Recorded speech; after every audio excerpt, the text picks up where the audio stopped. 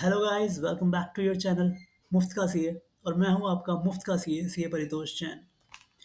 आज हम बात करने वाले हैं एक बहुत ही इंपॉर्टेंट टॉपिक के बारे में, जो है एमएसएमई का 45 डेज का रूल।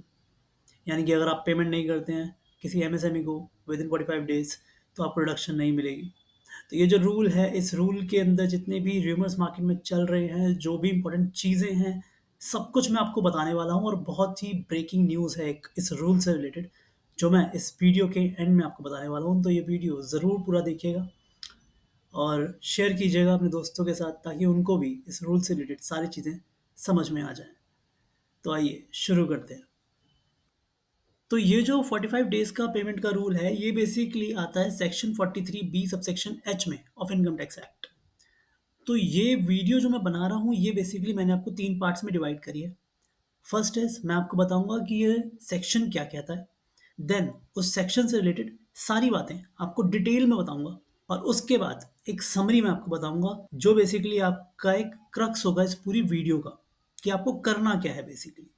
देन उसके बाद एक बोनस पॉइंट, एक ब्रेकिंग न्यूज़ है, जो इस रूल से रिलेटेड है और जो बहुत ही ज़्यादा इम्पॉर्टेंट है। तो ये वीडियो पूरा ज़रूर देखिएगा। और अगर आपको ये पीडीएफ डाउनलोड करना हो, तो इसका लिंक मैं आपको डिस्क्रिप्शन में दे दूंगा, आप इसे डाउनलोड कर सकते हैं। तो आइए देखते हैं कि ये सेक्शन कहता क्या है।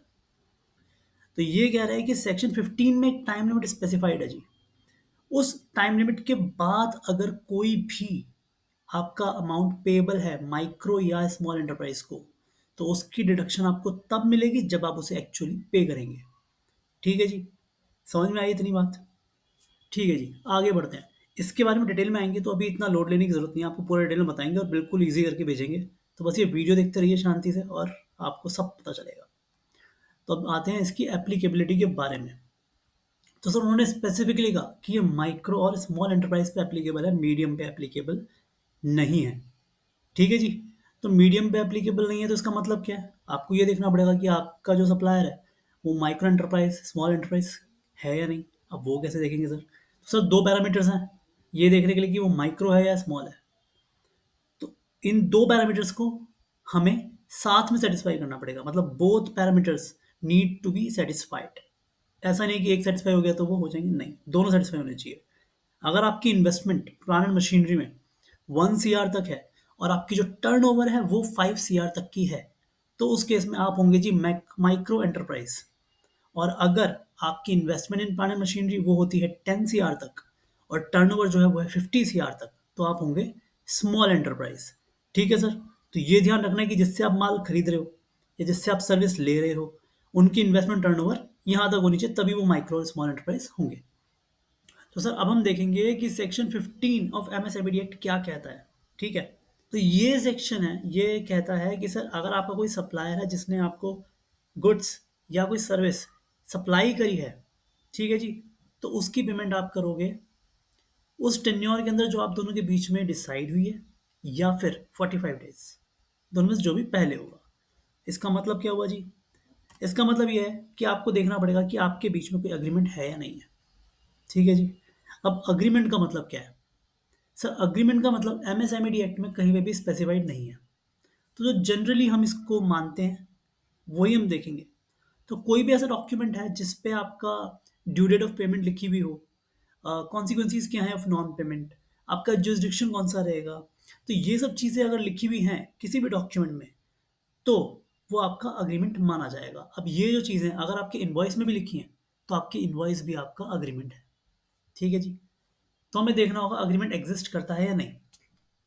अगर तो अग्रीमेंट है, तो सर अग्रीमेंट में जो डेट लिखी है वो डेट, या फिर 45 डेज, दोनों में से जो भी पहले आएगा वो होगी आपकी ड्यू डेट ऑफ पेमेंट। तब तक आपको अपने सप्लायर को पेमेंट करनी है।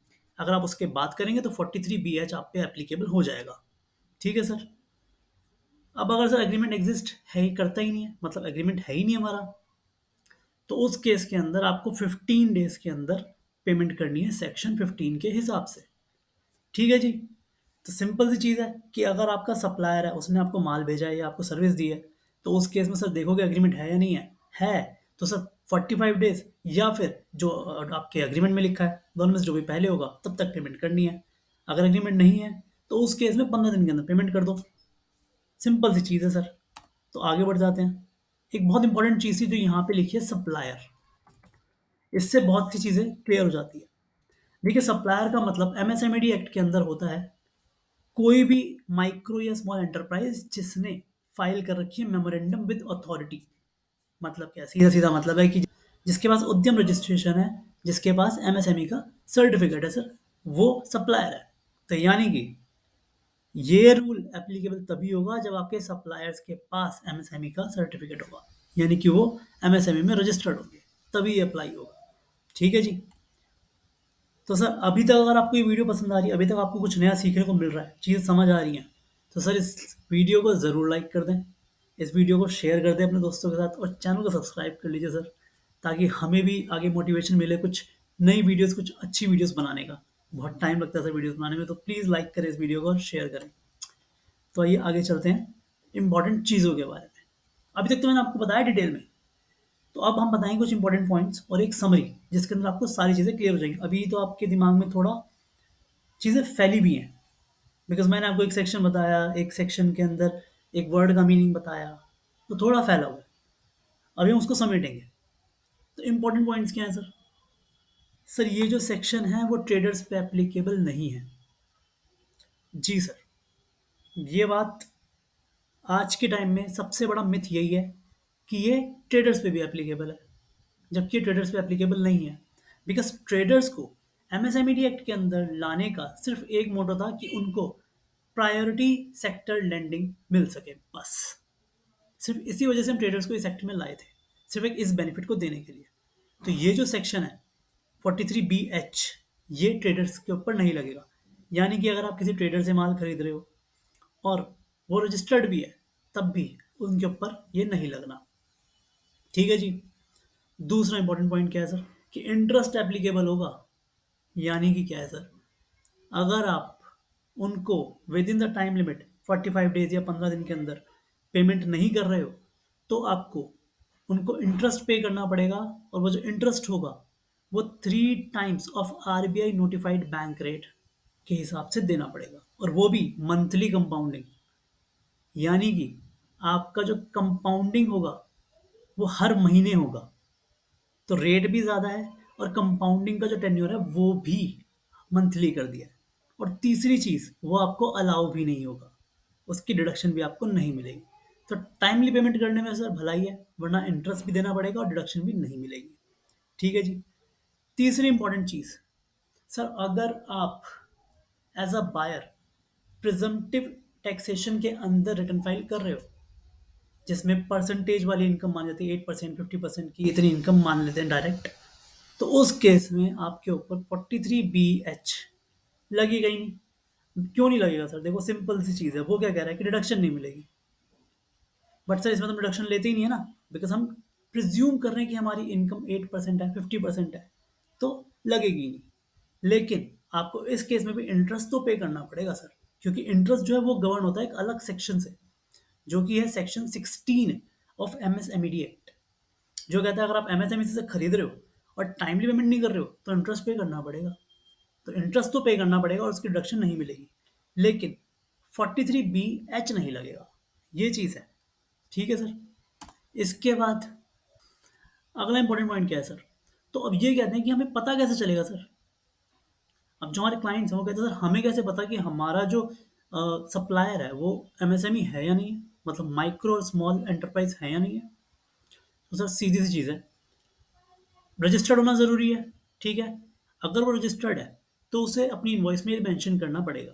बट अगर नहीं करा, चलो नहीं करा बाय चांस, तो आप अब एक काम करो, आपकी जो क्रेडिटर की लिस्ट है वो निकाल लो और सबसे पूछ लो कि सर आप माइक्रो या स्मॉल एंटरप्राइज हो या नहीं। और कोई तरीका नहीं है सर, पूछना पड़ेगा। ठीक है जी। सिंपल सी चीज़ थी। अब अब कहते हैं सर, मान लो टाइम लिमिट निकल गई। ठीक है जी। वो कह रहे हैं टाइम लिमिट निकल गई और मैंने पेमेंट कर दिया, उसके बाद तो मुझे डिडक्शन ही नहीं मिलेगा। नहीं सर, गवर्नमेंट इतनी भी रिजिड नहीं है, डिडक्शन देगी, पर जिस ईयर में आप पेमेंट करोगे डिडक्शन उस ईयर में मिलेगी।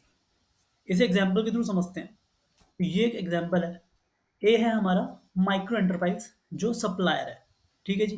बी जो है वो है हमारा बायर। तो मिस्टर ए ने हमें सर्विसेज सप्लाई करी है 30 मार्च 2024 को। ठीक है जी। अब क्योंकि उन्होंने 30 मार्च को करी है तो हमारा ईयर एंड होता है 31 मार्च को। ठीक है। अब इसकी ड्यू डेट जो आती है वो आती है लेट से 13 अप्रैल, क्योंकि कोई एग्रीमेंट नहीं है इनके बीच में। लेट से कोई एग्रीमेंट नहीं है, कोई ऐसा डॉक्यूमेंट नहीं है जिसपे ड्यू डेट लिखी है, जुरिस्डिक्शन लिखा है, नॉन नॉन पेमेंट की कॉन्सिक्वेंसेज लिखी हैं। तो इनकी ड्यू डेट आ रही है 13 अप्रैल को। ठीक है जी। अब दो केस देखते हैं कि पेमेंट करते हैं 10 अप्रैल को, और दूसरा केस देखते हैं जहाँ पेमेंट हो रही है 20 अप्रैल को। ठीक है जी। पहला केस, लेट से मिस्टर बी पे कर रहे हैं 10 अप्रैल को, तो डिडक्शन कब मिलेगी? अगर उन्होंने 10 अप्रैल को पेमेंट कर दी सर, 10 अप्रैल 2024 यानी कि फाइनेंशियल ईयर 24-25 में आ रहा है, पर पेमेंट करिए within the due date यानी कि 13 अप्रैल से पहले, तो आपको डिडक्शन मिल जाएगी इन फाइनेंशियल ईयर 23-24। ठीक है सर। बट अगर उन्होंने पेमेंट करी 20 अप्रैल को which is after the due date, तो डिडक्शन मिलेगी इन FY 24-25। और साथ ही साथ इंटरेस्ट पे करना पड़ेगा मिस्टर बी को, जो भी इंटरेस्ट उनका बनेगा 3 times of the RBI notified interest rate के हिसाब से। ठीक है सर। तो ये हो गया आपका एग्जाम्पल। अब आते हैं समरी पे सर, कि करना क्या है सर ये बताओ। बहुत बता दिया कि सेक्शन क्या कह रहा है, रूल क्या कह रहा है, एग्जाम्पल एग्जाम्पल सब करना क्या है, मोटा मोटा बात। तो अब ये देखो, आप बायर हो, तो आप ये देखो कि सर मैं जो रिटर्न फाइल कर रहा हूँ वो मैं प्रिजम्पटिव टैक्सेशन में करता हूँ या नॉर्मली करता हूँ, मतलब टैक्स ऑडिट करा के। अगर आप प्रिजम्पटिव में कर रहे हो तब तो आपको टेंशन ही नहीं है सर। ठीक है। आपको डिडक्शन की टेंशन ही नहीं, क्योंकि आप डिडक्शन लेते ही नहीं हो। हाँ, इंटरेस्ट पेमेंट की एक दिक्कत है, वो आपको करनी पड़ेगी। डिडक्शन उसकी नहीं मिलती, उसकी आपको प्रॉब्लम है भी नहीं, बट इंटरेस्ट आपको पे करना पड़ेगा। ठीक है सर। तो बायर हो आप, प्रिजम्पटिव देखोगे यस और नो। अगर है, इफ यस, तो 43BH एप्लीकेबल नहीं होगा, और अगर नहीं तो हम आ जाएंगे स्टेप 2 पे। तो अब देखोगे आपका सप्लायर कौन है। पहले आपने खुद को पहचाना कि मैं कौन हूँ। अब देख लो जो मुझे सप्लाई कर रहा है वो कौन है। तो सर वो ट्रेडर है, तो बात ही खत्म हो जाती है सर। ठीक है। क्योंकि ट्रेडर पे एप्लीकेबल होता नहीं है। रजिस्टर्ड होना चाहिए स्मॉल या फिर माइक्रो, इन दोनों में से कोई होना चाहिए। ठीक है। तो आप देखो सप्लायर कौन है आपका। सप्लायर MSME रजिस्टर्ड होना चाहिए, स्मॉल एंटरप्राइज होना चाहिए, और माइक्रो एंटरप्राइज, दोनों में से कोई भी एंटरप्राइज होनी चाहिए। ठीक है। अगर है तो हमें देखना पड़ेगा। अगर नहीं है, अगर वो रजिस्टर्ड नहीं है तो बात खत्म। अगर वो स्मॉल या माइक्रो नहीं है तो बात खत्म। अगर वो ट्रेडर है तो बात खत्म। ठीक है जी। बट अगर वो ये सब नहीं है, वो MSME रजिस्टर्ड भी है, वो स्मॉल या माइक्रो एंटरप्राइज भी है, और वो ट्रेडिंग भी नहीं करता, तो उस केस में आप देखोगे सर कि अग्रीमेंट, मेरा जो अग्रीमेंट है वो कौन सी डेट बता रहा है, तो उस डेट तक पेमेंट करनी पड़ेगी। बट वो जो डेट है वो 45 डेज से आगे की नहीं हो सकती। ठीक है जी। तो यहाँ पे मैंने आपको सारी चीज़ें बता दी हैं जो इस 43BH से रिलेटेड है, चाहे वो MSMED एक्ट के अंदर कहीं पर आ रही हो, चाहे वो इनकम टैक्स में आ रही हो। तो बहुत सिंपल सी चीज़ है। लेकिन एक चीज़ अभी भी बाकी है सर, वो है एक ब्रेकिंग न्यूज़ जो आने वाली है यहाँ। तो सर ये सेक्शन जो है, government is likely, likely, sir उम्मीद है, अभी ज़रूरी नहीं, उम्मीद है कि ये जो सेक्शन है ये पोस्टपोन हो सकता है टू 1 अप्रैल 2025। ऐसा वो लोग अभी सोच रहे हैं, विचार कर रहे हैं, क्योंकि बहुत सी रिक्वेस्ट आ रही हैं कि क्योंकि अभी मार्केट में बहुत सारे र्यूमर्स हैं, बहुत सारे मिथ्स हैं, बहुत सारे मिसकंसेप्शंस हैं, तो इसलिए रिक्वेस्ट आ रहे हैं कि सर इसको पोस्टपोन कर दिया जाए ताकि क्लैरिटी मिल सके। हालांकि जब तक नहीं आती कोई नोटिफिकेशन इसके रिगार्डिंग, तो तब तक तो ये एप्लीकेबल है ही है। ठीक है सर। तो आशा करता हूँ आपको ये वीडियो पसंद आई होगी और कुछ नया जानने को मिला होगा। और अगर आपको अच्छा लगा हो तो इस वीडियो को लाइक कर दीजिए, सब्सक्राइब कर लो चैनल को, और शेयर कर दो अपने दोस्तों के साथ, ताकि उन्हें भी पता चले कि MSME एक्ट क्या है, इनकम टैक्स एक्ट क्या है, इस पर्टिकुलर चीज़ से रिलेटेड। और इसी तरह आपसे मिलते हैं अगली वीडियो में। Thank you so much, have a great day, bye bye.